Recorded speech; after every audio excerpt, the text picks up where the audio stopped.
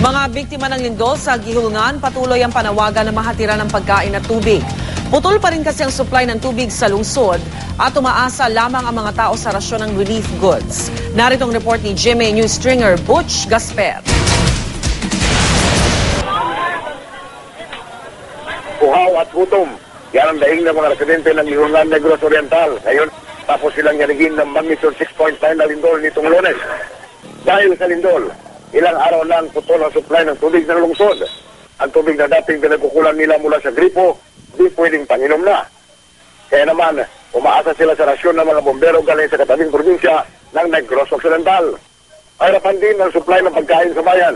Kaya sa ang sulok, walang patid ang hiling ng tulong, bigas, noodles, bukod pa sa tubig at gamot.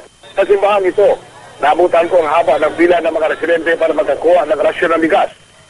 Ang mga pili ng saging naman na ito, hindi makalakal dahil sira ang daan.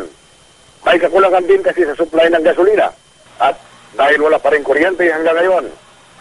Ang babaeng ito, kumikita sa pagpa-charge ng cellphone sa kanyang bahay na may generator. Sa dami ng mga pinsado at pinsalang iniwan ng lindol, ang iba di pa inaabot ng tulong. Sa kabila ng pinsala, pilit na bumabangon ng mga taga Negros Oriental. Pilit na binabalikan ang mga nakaugaliang hanap buhay